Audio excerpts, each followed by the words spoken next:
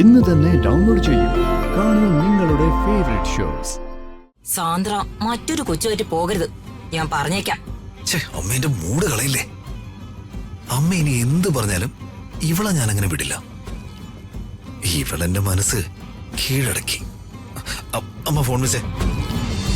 പോട്ടെ, അത് മറന്നേക്ക്. അളിയൻ്റെമ്മേ, അത് മറന്നേക്ക്. പിന്നെ എന്റെ മോനോട് എനിക്ക് മറ്റൊരു കാര്യം പറയാനുണ്ട്. അത് പറയുമ്പം അളിയന്റെ അമ്മയോടൊന്നും തോന്നരുത്. എന്താണെങ്കിലും പറയേ, കേക്കട്ടെ. പറയാതിരിക്കാൻ ഒരു ഗത്യന്തരം ഇല്ലാത്തത് കൊണ്ട് അളിയന്റെ അമ്മ പറഞ്ഞു പോണതാ. ഇത്രയും വലിയ മുഖവരുടെ ആവശ്യമൊന്നുമില്ല, കാര്യം പറയേ. അതായത് പിന്നെ മോന്റെ ഭാര്യ ഈ പോക്ക് പോയാൽ ഒട്ടും ശരിയാവത്തില്ല. അത് ശരി, ആരെയും കൊണ്ട് ഇറങ്ങിയതാണല്ലേ? ഒരു കാര്യം ഞാൻ പറഞ്ഞേക്കാം, ഞാനും എന്റെ ഭാര്യയും തമ്മിലുള്ള പ്രശ്നങ്ങളെ ഞങ്ങള് പരിഹരിച്ചോളാം, കേട്ടല്ലോ?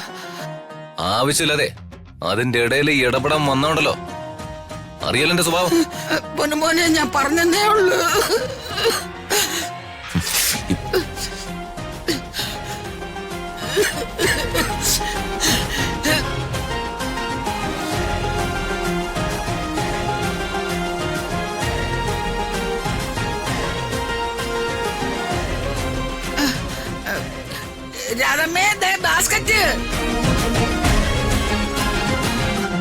രാജു എവിടെ പോന്നു?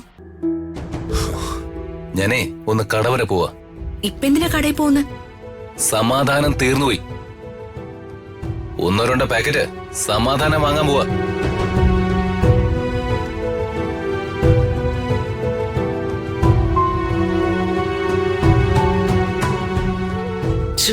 പ്രശ്നം അങ്ങോട്ട് പോണ്ടായിരുന്നു.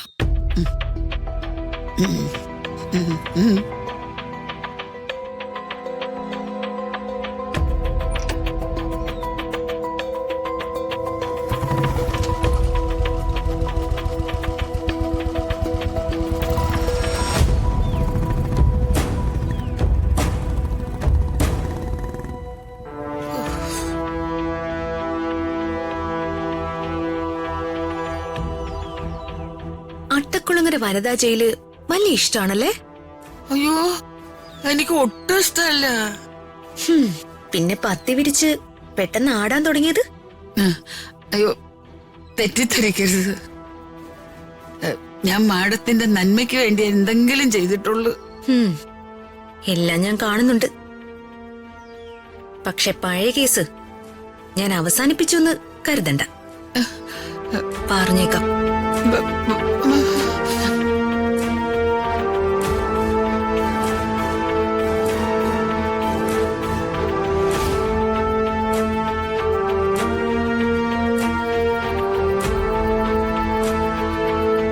ഞാൻ ഓസ്ട്രേലിയയിൽ നിന്ന് MBA എടുത്തത്. ഗോൾഡ് മെഡലോട് കൂടിയാ പാസ്സായത്.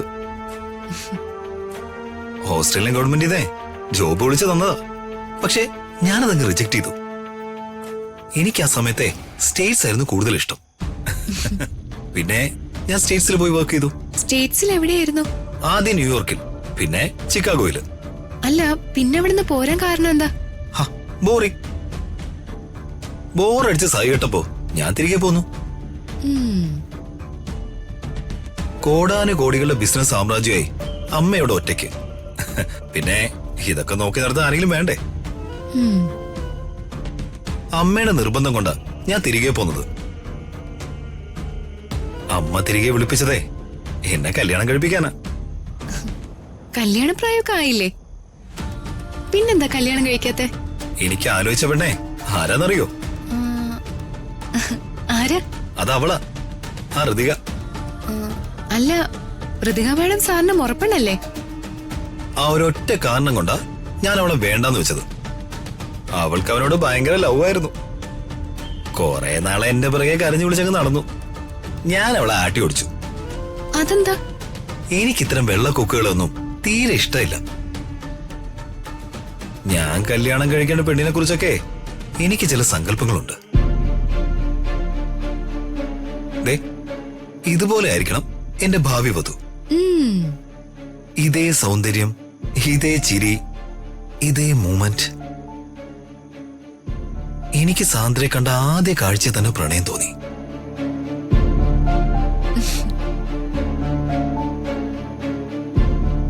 ഞാൻ സാന്ദ്രയെ പ്രണയിക്കുന്നു. സാന്ദ്രയ്ക്ക് എന്നോട് ഇഷ്ടമില്ലെന്ന് പറഞ്ഞാലും ഞാൻ സാന്ദ്രയെ പ്രണയിച്ചുകൊണ്ടേയിരിക്കും. കാരണം ഇത്രയും സൗന്ദര്യമുള്ള ഒരു പെണ്ണിനെ ഞാൻ എന്റെ ജീവിതത്തിൽ കണ്ടിട്ടേയില്ല.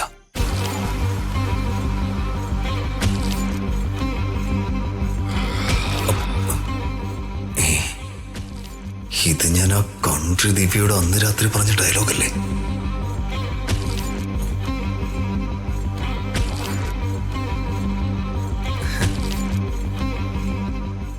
സാന്ദ്രേ, ഒരു റിക്വസ്റ്റ്.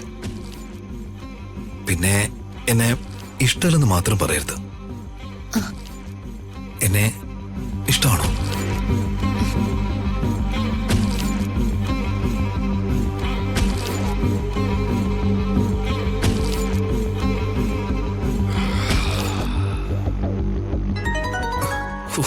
ശല്യം, സ്വർഗത്തിലെ മൂർഖം ബാബു. അമ്മയാ, ഞാൻ ഈ കോളൊന്ന് അറ്റൻഡ് ചെയ്തോട്ടെ, ഇല്ലെങ്കിൽ അമ്മ വിളിച്ചോണ്ടേയിരിക്കും.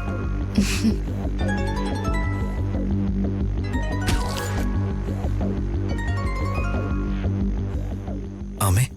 എടാ, നീ എന്താടാ അപ്പ എന്നെ വിവരം അറിയിക്കാന്ന് പറഞ്ഞിട്ട് അറിയിക്കാതിരുന്നത്? അല്ല, അവരച്ഛനും മോളും തമ്മിൽ കണ്ടോ? അടിച്ചു പിരിഞ്ഞോ? ആ പ്ലാനിങ് ഒരു 16 നിലയിൽ പൊട്ടി. അതെന്തു പറ്റിയടാ? അത് ഞാൻ വീട്ടിൽ വന്നിട്ട് വിശദമായിട്ട് പറയാം. ശ്ശേ, ഇപ്പൊ ഞാൻ ആ സാന്ദ്ര ഒന്ന് വിളിച്ചോണ്ടിരിക്ക. സാന്ദ്രയെ വളയ്ക്കുന്നോ? ആ അമ്മേ, അമ്മ കരുതുന്ന പോലെയൊന്നുമല്ല. പിന്നെ ഞാൻ സാന്ദ്രയെ പ്രണയിക്കുന്നതായി അഭിനയിച്ച് അതുവഴി ഋതികയുടെ എല്ലാ രഹസ്യങ്ങളും അറിയാനുള്ള ശ്രമത്തിലാ. പ്ലാൻ വളരെ നല്ലതാ. പക്ഷേ പ്രണയം ആക്ടിങ്ങിൽ മാത്രമേ ആകാവൂ. ഒരു കൊച്ചിനെ ചുമന്നേ ഒരുത്തി വഴി നീളെ തെണ്ടി തിരിയാ. അവളുടെ പുറകെ സാന്ദ്ര മറ്റൊരു കൊച്ചുമായിട്ട് പോകരുത്, ഞാൻ പറഞ്ഞേക്കാം. അമ്മേന്റെ മൂട് കളയില്ലേ. അമ്മ ഇനി എന്ത് പറഞ്ഞാലും ഇവളെ ഞാൻ അങ്ങനെ വിടില്ല. ഇവളെന്റെ മനസ്സ് കീഴടക്കി. അമ്മ ഫോൺ വെച്ചേ. ഇവനെ ഏൽപ്പിച്ചു വിട്ട കാര്യം എന്താണോ? ഇവൻ എന്തിന്റെ പുറകെ നടക്കുന്നു? ഇവൻ ഇങ്ങനെ ഒരുത്തനായി പോയല്ലോ.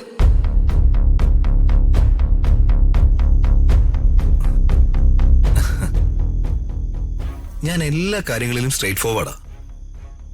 അതുകൊണ്ട് ഒരേ ഒരു ചോദ്യം, സാന്ദ്രയ്ക്ക് എന്നെ ഇഷ്ടമാണോ?